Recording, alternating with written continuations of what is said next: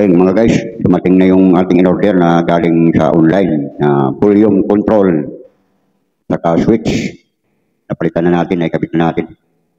Hindi ko lang pinakita kung paano kinabit. Yan, madali lang naman eh. Itong volume, balance, treble, mid, bass, turn switch, surround, equalizer, microphone. Yan, sa microphone. Ito yung sa surround, pag pinindot mo equalizer, itong gitna. Saka itong volume microphone, saka echo. Yan ang mga pinalitan natin. Dumating na. Nag-order na rin ako kasi para saktong-sakto. Isang seat na. Isang seat na siya. Kaya pinalitan natin yung isa. Di pa nakakabit ito. Ito yung volume, master volume yun. Yan. Yan yung master volume. Yan. Kakabit na natin.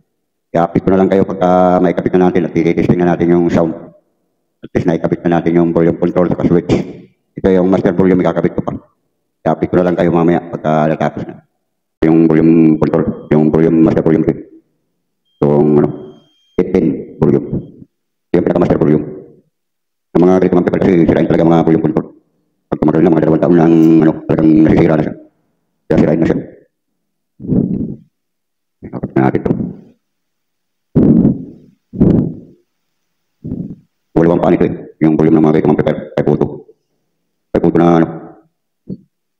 meron siya kasi tumutunog ito eh. Kahit naka-off ito, meron pa isang kalabog. Hindi katulad ng ibang amplifier. Pag ulas na naka-zero yung kung naka-off yung volume, hindi na siya tutunog kahit maliit man lang.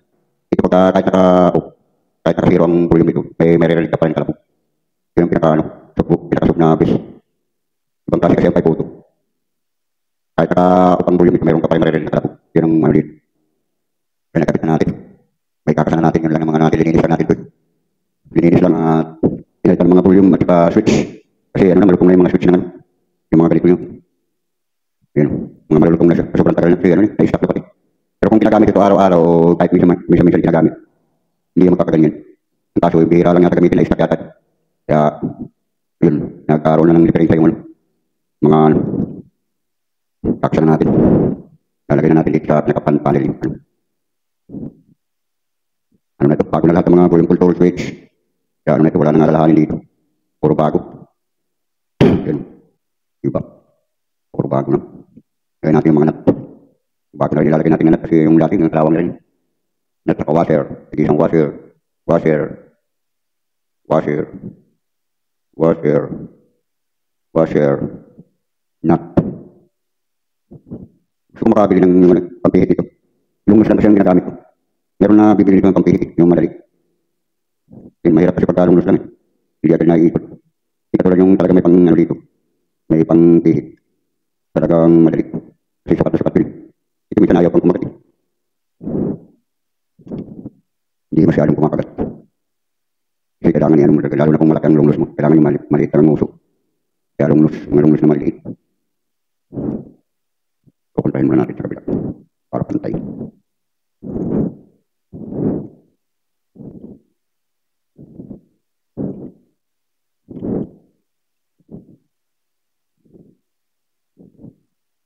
Mahirap kasi pag ganito. Lungos lang ginagamit. Meron akong nakita na pang nanulit talaga. Malalim kasi kaya mahirap na malalim yung malalim yung pinaglalagyan ng nut. Kung nakalitaw lang, mas mabilis. Malalim may putas kasi. Parang binutas. Kaya hindi agad na pero tagaan. Pero lang naman ang mga tiktisan. Pag wala kang tagaan, hindi mo magagawad. Kailangan sa mga electronic tiktisan, tagaan lang. Ang electronic kasi talagang makatingting. Lalo na yung mga sira na mga maliit na pisa. Hanapin mo talaga. Mas madali pa nga pagka nag-aaral ka ng yung electrician yung sa kuryente. Kasi ang kuryente, oras na walang power yan, may putol na wire. May nag-loss connection. Ang electronic, marami. Kung ayaw tumulog, hindi lang po yung control ng sira. Meron pang ibang nagiging sira. Hanapin mo talaga. Minsan nga, napalitan mo na lahat yung mga pisa, meron pa yung difference. Kaya minsan, yung sabi nila, minsan meron akong may kapitbahay ako sa kabila. Pumutok yung electric, yung nila. Iulin niya ng kuryente. Hindi raw, wag daw, kung baka sa alam nila, electronic ako. Sabi nila, iba daw yung electronic. Oo, magkaiba yun, pero mas madali sa amin ng mga electronic technician, yung mga kuryente. Kasi kuryente yan, pag technician mo yan, pag walang dalo, ibig sabihin may putol. O may naglulos doon sa pinagkakapitan. Ito, hindi, yung mga mas matin din ito. Ang electrician, hindi pwede gumawa ng mga troubleshoot ng mga troubleshooting ng mga amplifier, mga television, hindi nila ano yun. Habang hindi sila nag-aaral ng ganito, hindi nila magagawin. Pero kami, kahit di kami nag-aaral ng electrician, kaya namin gawin yun. Kasi troubleshooting mo naman yun, walang ilaw. Wala linya yung saksakan. Siyempre, titingnan mo yung ano, breaker. Kulas nabuo yung breaker, eh siyempre hanapin mo na yung linya nun. Linya ng kuryente.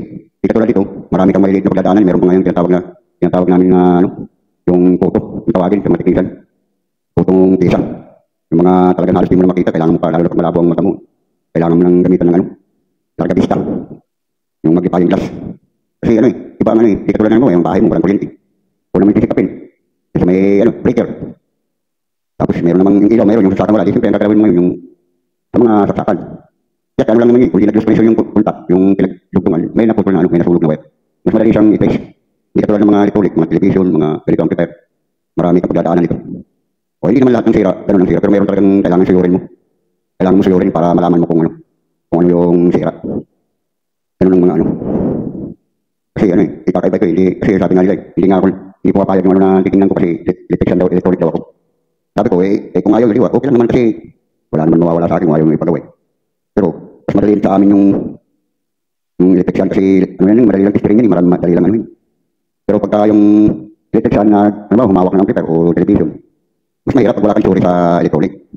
Hindi katulad namin, hindi kahit din namin pag-aralan yung electrician. Damay na namin yan kasi, ano marunong kumbaga alam na namin yung pag-ano alam na namin yung, ano tawag yung pag-troubleshoot. Kaya mas madali na yung paggagawa ng ako kahit di ko pinag-aralan ng electrician mga bahay-bahay lang, mga simpleng installation lang Huwag lang naman yung mga building na kasi kailangan yan, ka dyan, engineer tayo, marunong ka talaga. Pero kung mga bahay-bahay lang ng mga maliliit, kaya natin yun. Maliban lang doon sa, siyempre yung mga building na ikaw mag-aano lahat ng i-store ng mga linya, siyempre kailangan ng dyan. Kailangan expert ka. Hindi pwede na lang. Kasi iba yung mga linya nun Ilinyahan mo isang building. Ibang Ibang ibang kailangan ng engineer ka dyan. Talagang magaling ka na sa electronic sa electrician. Pero kung mga lang yung mga maliit na bahay, sila lang, pwede naman. Kakayanin natin yun. Mga lang. Kaya, guys, testing na natin. Testing na natin yung kung tutunog na ng maayos. Saksak. Power. Yun Play. Ano bang maganda dito?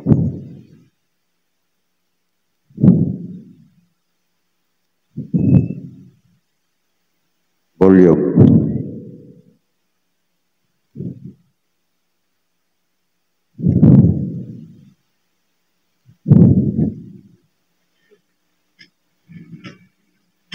Naku.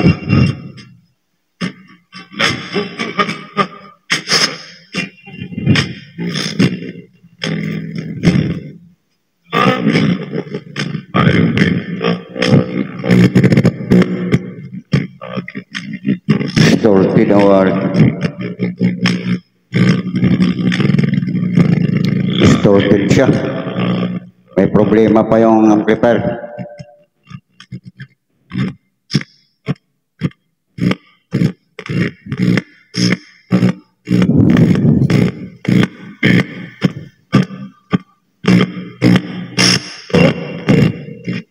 May problema. Distorted pa yung sound. Ang kasalanan ko sa'yo, magagawa mo pa kayang halin ako muli. Ayoko nga Distorted yung kabila. Distorted. May diferensya pa. May diferensya pa ang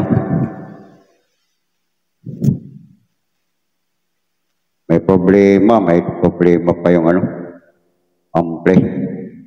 Distorted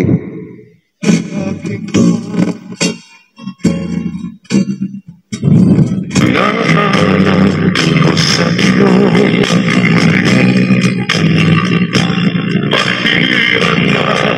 ang mga luha mo. Mayroon pang problema.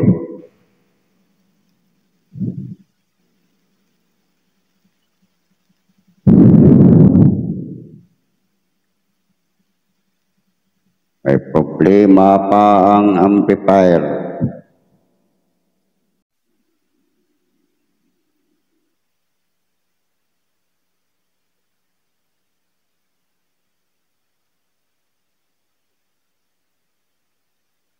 Napalitan na natin ng volume control, mic, volume, echo, saka yung mga switch. Mga switch, napalitan na natin. Yung karaoke, EQ, saka surround, bass, treble, mid, saka treble, balance, saka master volume. Ito, mga switch. Napalitan na natin. Ang problema, distorted pa yung tunog. Ngungu siya. Distorted, kaya yan binaktas ko. Chinikit ko pa kung anong talagang dahilan. Ayan o, may sunog eh. Ayan o, sunog na sunog o. Distorted siya, hindi siya malinaw ang tunog. Kaya hanapin pa natin, troubleshooting pa natin ito. Kung saan nang gagaling yung sira. Kala ko nga mga volume control lang eh. Nung napalitan ko lahat yung mga switch, volume control, tinisting ko, distorted yung tunog. Kaya hanapin pa natin. Mayan, nasulod na natin yung sira. Maraming sira, mga half-moon transistor at output transistor at mga maliliit pa. Kaya distorted, nag-open, mga open. Kaya testing natin kung ano mangyayari. On. Yun, lumagatok. Kanina kasi yung relay, parang umaano siya. Karater. At karater kung tawagin, hindi tumutuloy agad. Parang kumaganon muna bago mag-on. Pero ngayon, nag-aano na, diretso na siya. Lagatok na agad. Ayan o. Ayan, saka malinaw na yung tunog.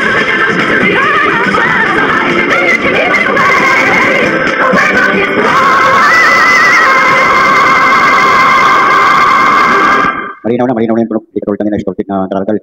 Parang ngungu. Daming napalitan. Isang plastic na. Mga control ko yung output. Mga half-moon na transistor. Mamaya papadepicturan ko yung mamaya para makita na may-ari. Ang hirap. Sinulit ko ilang oras din.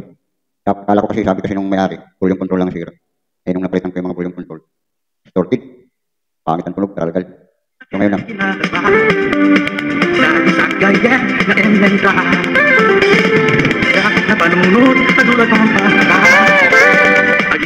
Kunti-kunti lang kasi makaka-copyright tayo.